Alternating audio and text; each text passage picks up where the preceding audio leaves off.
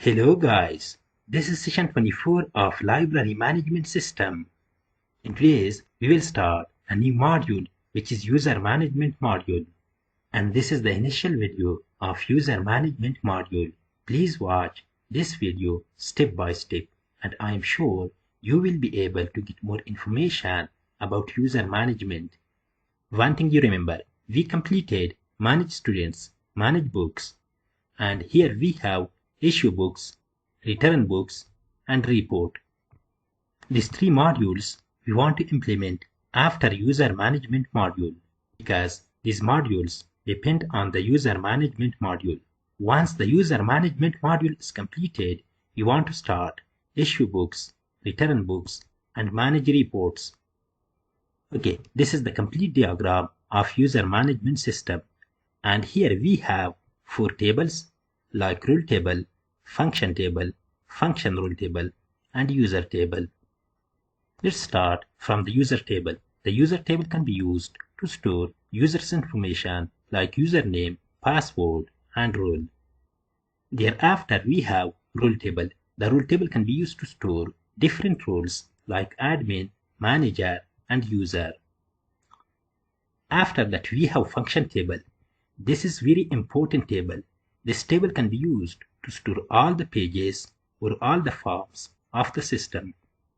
Because as you can see, in the system we have different pages like Home, Manage Students, Manage Books, Issue Books, Return Books, and here we have another pages like Edition, Volume, Publisher, and so on. In the function table, we want to store that pages. Okay, after that we have function rule table. This is very important table and this table can be used to establish relationship between rule table and function table. In simple term, this table can be used to store allowed functions or rules for different users. Some users may have manage students, manage books, and some users may have all the forms. Okay, in today's video, we will start with the rule table. So we will create a simple Java Swing form and we will insert rules into the rule table. So this is the first step of our user management system in the library application. So to save some time, we designed this simple form. As you can see, here we have simple text box and we have a button to create rule. Let's click on this button to generate event and here we want to generate action performed event. And here in the first step, we want to validate this form. We have only one text box.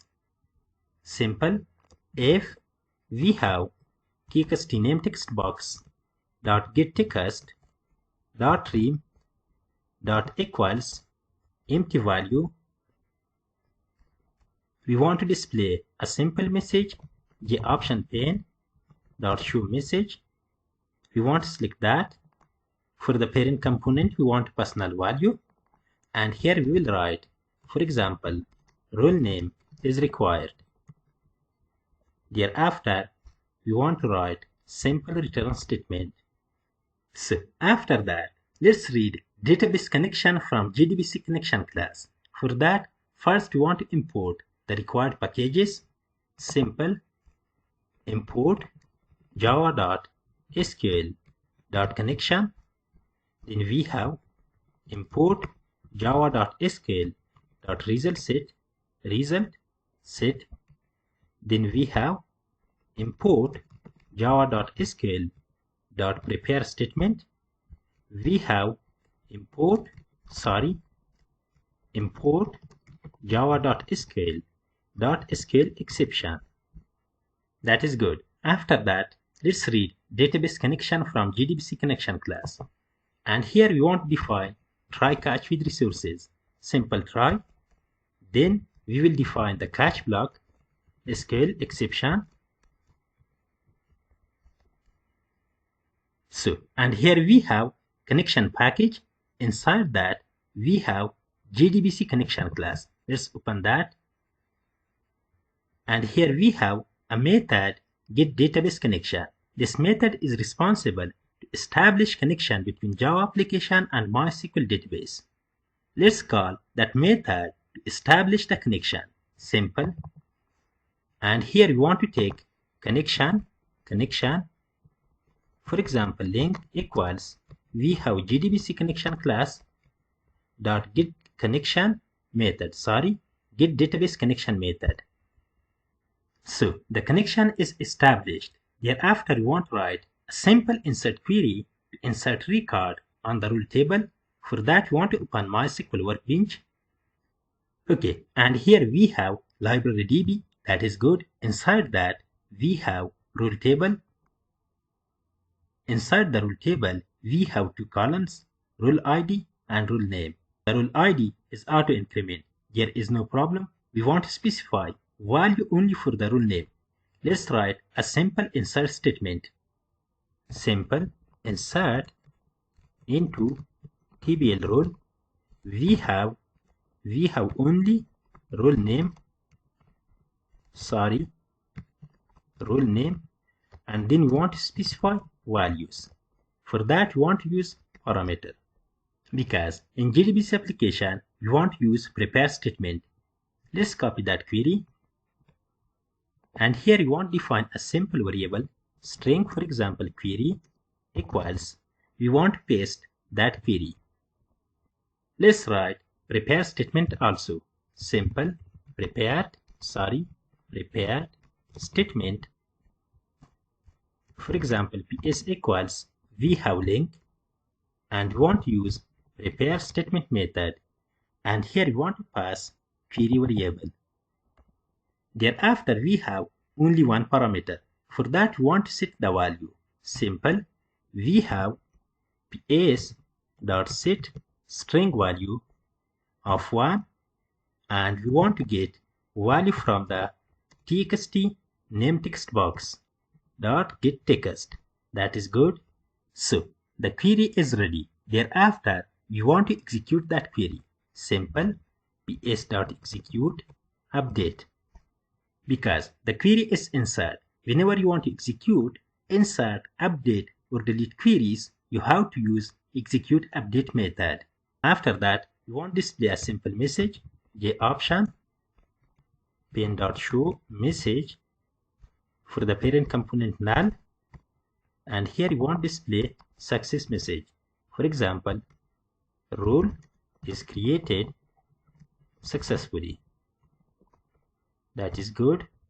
After that, let's clear the text box also. Txt name dot set text empty value. Thereafter, we will write a simple message inside the catch block also. Simple system dot out dot println. For example, database error, and here you want to get message also. Get message. So the job is completed. After that, let's open this form from the manage user form, and here we have a button manage roles. Right click on that, generate event. Let's create object from the manage role form. Simple manage role. For example, role equals new manage role. Let's show the form. Simple role dot set visible true. That is good. Let's run the app to see the result. Let's open manage users, and here you want to open manage roles, and here you want to create different roles. For example, super admin. That is good. Role is created successfully. Thereafter, we want to create another role. For example, admin. That is good. After that, for example, user. Thereafter, for example, student role. That is good. We created different roles. Let's check records on MySQL database. And here you want to select records. Select all from TBL role. Let's execute that. As you can see, different roles are created successfully: admin, student, super admin, and user. So by the end of this module, you will be able to create and implement any type of user management system for any Java Spring project. And if you have any questions, you can write them in the comment. Please like, subscribe, and share my videos. That is enough for today. Have a good day. See you in the next one.